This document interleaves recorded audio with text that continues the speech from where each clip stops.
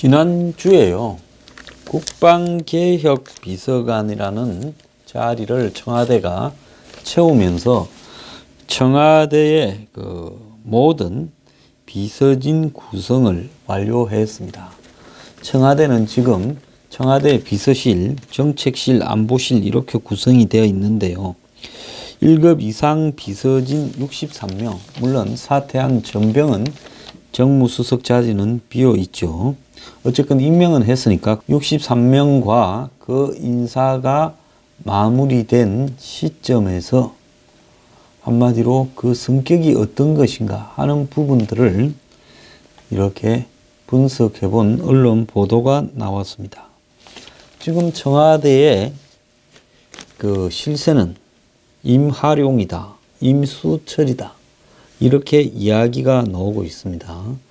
여기에 양쪽에 다 임수철이든 임하룡이든 다 즉 임종석 비서실장이 최고의 실세다라는 부분은 그건 말할 바가 없지요. 지난번에 국회에 나와서 답변하는 태도를 보면 거의 나는 실세니까 말 조심해라라는 이야기가 눈에 띄게 확 보이지 않았습니까?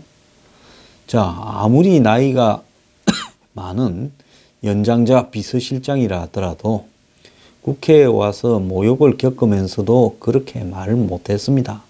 과거에 김기춘 비서실장이라든지 70대의 비서실장이 박근혜 정부에서 청와대 나와서 말 실수했다가 잘못했다고 하고 그런 곤욕을 다 치르고 가면서도 그런 말을 하지는 않았습니다. 김기춘 비서실장도 국회에서 기춘 대원군이니 뭐니 온갖 개인적인 공격을 당했어도 나름대로 예의를 갖추려고 노력을 했습니다. 자, 여기에서 임하룡이라고 하면 임종석, 장하성, 정의용일 거고, 임수철이라고 하면 제가 볼 때 김수현 사회수석, 지금 문정부에서 발표하는 주요한 이 사회 정책들을 총괄하고 있는 걸로 보이고요. 그 다음에 김현철 경제보좌관, 지금 문정부의 경제정책에 대해서 이 사람이 최고 실세다, 이런 이야기들도 있습니다. 그런데 지금 63명은 비서관급 이상에 대한 부분이고요. 이 비서관 이외에 행정관도 고위직들이 많은데 타겟민은 이 63명의 누구보다도 권력이 세지만은 63명에는 들어가지 않는 선임 행정관이지 않습니까? 그래서 그렇게 봤을 때는 또 행정관들도 별도로 분석을 좀 해봐야 된다, 이런 부분인데요. 어쨌거나 이 중에서 운동권과 시민단체 출신이 22명, 35%라는 겁니다. 군인, 외교관 등이 전문성으로 가는 청와대 파견 부처 인원이요, 23명, 37%인데 이거하고 맞붙는다는 겁니다.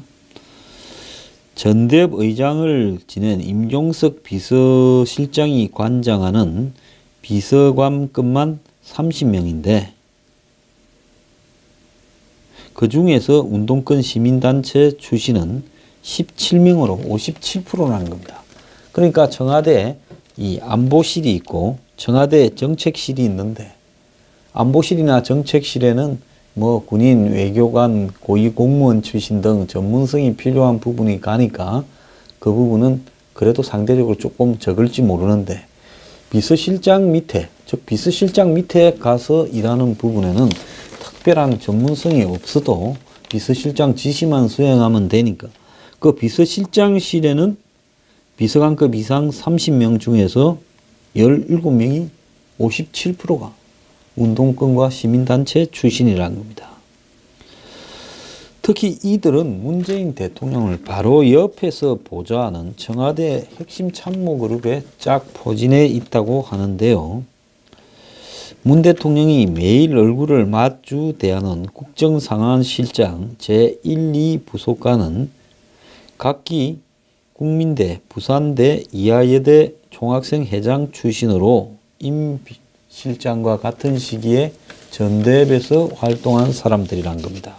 그래서 청항실장 윤건영 국민대 운동권, 그리고 송인배 부산대 운동권, 유송화 이하여대 운동권, 이 사람들이 상황실장과 1, 2 비서실장을 겸하고 있는 거죠. 백은우 민정비서관은 전대 연대사업국장을 거쳤고, 신동호 연설비서관은 전대협 문화국장을 지냈습니다. 또 신동호는 임종석 비서실장과 같은 이 재단 법인에서 북한의 TV 저작권료 등을 받아서 주는 역할을 했지요.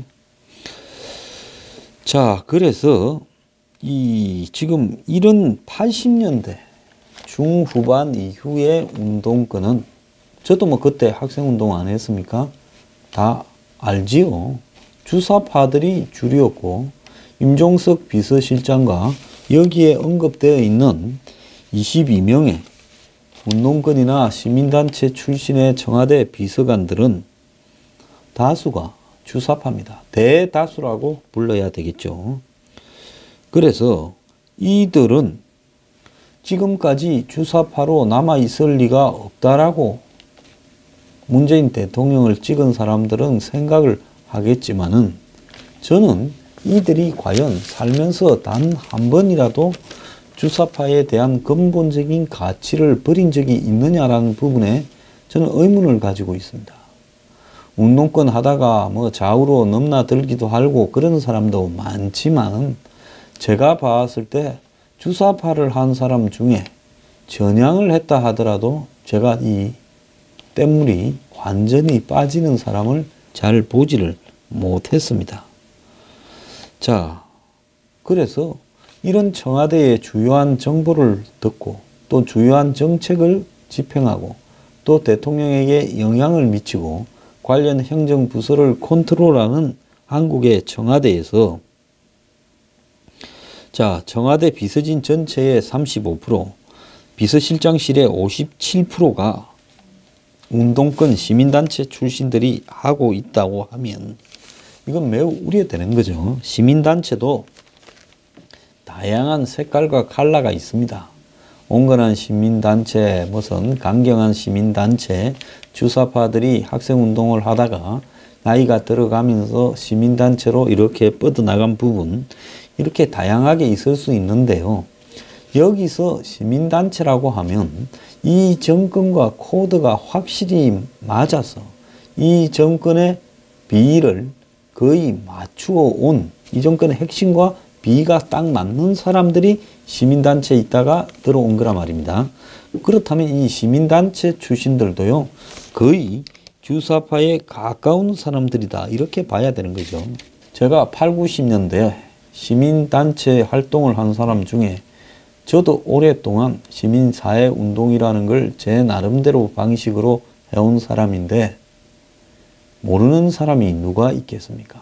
제가 김영삼 대통령 때 그 우루과이 라운드 90년대 초반에 한참 WTO 우루과이 라운드 이 부분에 이런 시스템이 들어갈 때 저는 농민운동을 주로 했기 때문에 반대운동을 주도해서요, 전체 반대하는 단체들을 이 연대 모임을 만들어서, 그러니까 UR 반대 국민운동본부가 조직을 만들어서 제 사무실에 그 조직을 갖다 놓고 제가 대변인과 정책실장을 한 사람인데, 이 대한민국의 운동권의 족보나 한마디로 내락을 모를 리가 있겠습니까? 그런 입장에서 봤을 때 지금 이 사람들이 그 뒤에 살아오는 궤적들이 주사파 전대협 활동을 할 때, 한총련 활동을 할 때 궤적에서 별로 달라진 사람들이 아닌데, 이들이 청와대에 앉아서 모든 고급 정보를 장악하고 있고, 또 이들 간의 끈끈한 네트워크, 이들은 서로 밀어주고 끌어주고 하는 부분에는 말도 못할 만큼 이 끈끈합니다. 이런 식으로 돌아간다고 하면 앞으로 이들을 당할 수 있는 청와대에 어떠한 합리적이고 상식적인 집단도 없을 거라고 보입니다.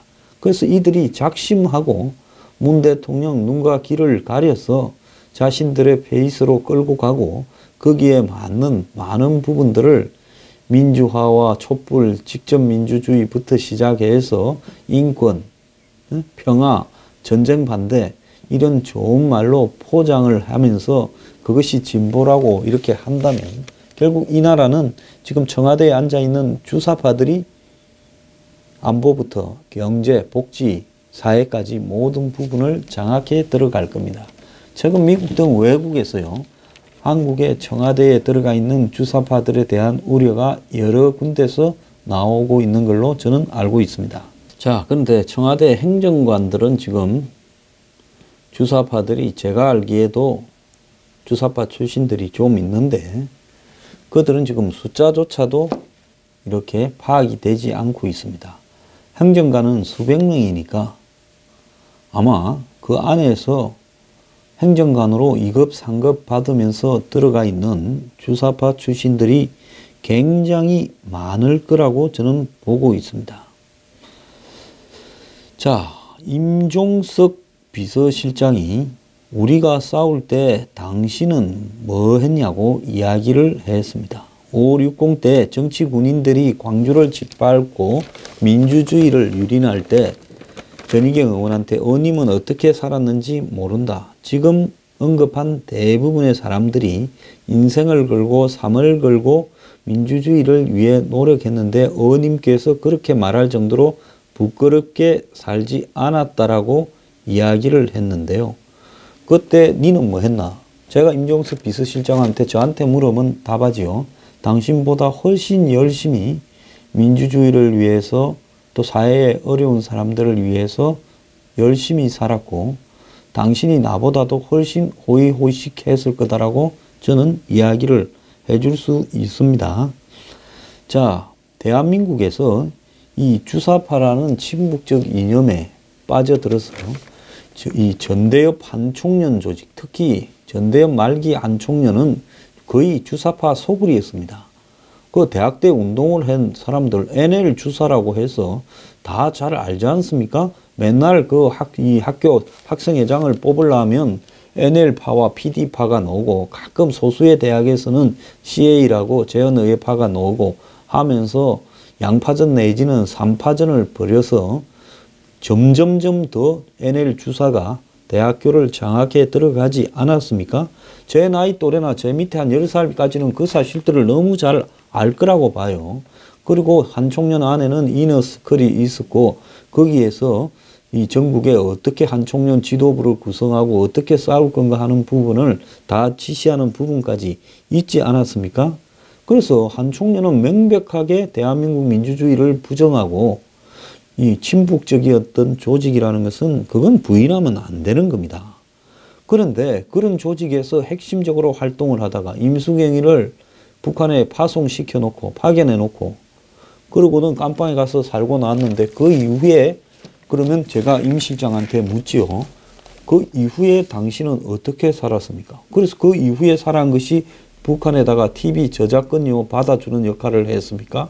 국회의원 2번 하고요.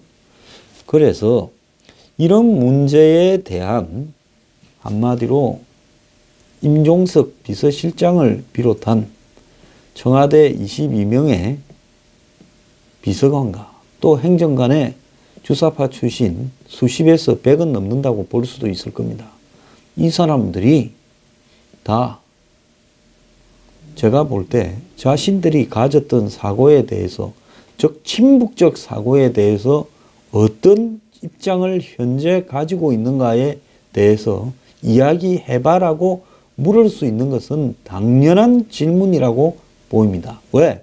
그들은 일반인들보다 훨씬 더 국가의 안보나 이 국가의 안위에 관계되는 부분에 깊숙한 정보들을 파악할 수 있고 영향력을 미칠 수 있는 위치에 있기 때문에 그런 겁니다. 지금 임종석 비서실장이 가지고 있는 우리 사회의 지위로 보면 거의 넘버 3 안에 들어가지 않습니까? 총리가 더 높으냐 임종석 실장이 높으냐 하면 저는 외관상 지위로는 총리가 높을지 몰라도 실제로는 임종석 실장이 총리를 능가하는 위치에 있다고 저는 생각을 합니다. 왜? 지금 총리가 뭐 하고 다니는지 아는 사람 별로 있습니까? 그래도 국민들은 이 임종석 실장이 얼마나 힘을 쓰고 다니는가는 대략은 다 알고 있습니다. 자, 지난번에 이 썰전인가 하는 프로에서 오죽했으면 유시민 씨가 타겟민이 그만하면 고생했으니 고마워해라. 6개월 버티는데 그 정도 했으면 잘했다. 이렇게 말을 했겠습니까? 자, 지금 저도 같은 시대에 살았던 사람인데요. 저는 학교 다닐 때부터도 주사파 근처도 안 갔습니다. 딱 보니까 사기랐어요. 자, PD 어쩌고 했지만은 거기도 안 갔습니다. 소련 망할 게 뻔한데 그거 열심히 하고 앉았더라고요. 그렇지만은 저는 제 나름대로 가치에 따라서 30대 중반, 후반까지요. 열심히 사회운동을 했다고 자부하는 사람입니다. 자, 그런 입장에서 이야기하면요. 그 시대에 주사파를 하지 않고도 정말로 열심히 사는 방법이 다양하게 있었습니다. 주류가 주사파였기 때문에 주사파 하기가 참 쉬웠지요. 저도 주사파 했으면 잘 굴러갔을 겁니다. 그 시대의 주류에 맞게요. 그런데 주사파를 하지 않아서 학생운동이나 사회운동을 하는 길도 매우 험악했습니다. 학교에서는 또라이 취급도 받고 매우 험악했어요. 그렇지만은 그렇게 하지 않고 그 시대에 나름대로 양심에 부끄럽지 않게 살아왔습니다. 주사파 한 게 훈장이 아니에요. 그 시대에 사회운동을 하고 학생운동을 하려면 주사파밖에 없었냐. 자기 가슴에 손을 얹고 반성을 해보길 바랍니다. 언론들은요. 청와대 행정관 중에서도 주사파 출신이 누군지 운동권 출신이 누군지 다 파악을 할 필요가 있고요. 이런 부분이 사회적으로 공개적인 논쟁이 되기를 저는 희망합니다. 그게 논쟁이 되었어요. 그 논쟁을 통해서 지금 그 사람들이 그렇게 가 있는 것이 국가를 위해서 적절한가 적절하지 않은가에 대해서도 한번 따져보고 더 나아가서 아직도 그런 주사적인 생각을 하고 있느냐 아닌가 하는 것도 한번 따져봐야 되지 않겠습니까? 지금부터 한 13년쯤 전에 제가 주사파에 대해서 글을 하나 쓰다가 포기를 했습니다. 왜? 누가 저보고 써달라고 한 게 아니라 전향을 하지 않은 채 저런 식으로 계속 국회의원이 되고 사회적으로 성장해 가는 것이 한국 사회에 바람직한 것인가 하는 걱정이 어느 날 너무 많이 들더라고요. 그럼 저 사람들이 앞으로 40, 50, 60 가면 갈수록 점점 이 사회를 장악해 갈 건데 왜? 학생운동권이 한국의 정치판에 그때 이제 노무현 정권 때 들어오기 시작해서 장악해 들어갈 때 제가 그걸 보고 기성정치가 학생운동 출신 정치인한테 당하는 것은 시간 문제다 이런 생각을 했습니다. 그렇다면 이들이 언젠가는 기성정치인이 되어서 우리 사회를 장악할 때 과연 주사에 대해서 한번 전향이라고 하고 반성이라도 하는 말이라도 하고 해야 되는 거 아니냐. 근데 말 한마디도 없이 그냥 이렇게 흘러가도 되는 것이냐. 그런 부분에 대해서 깊은 고민을 했던 겁니다. 지금 심히 우려되는 일들이 벌어지고 있다고 생각합니다.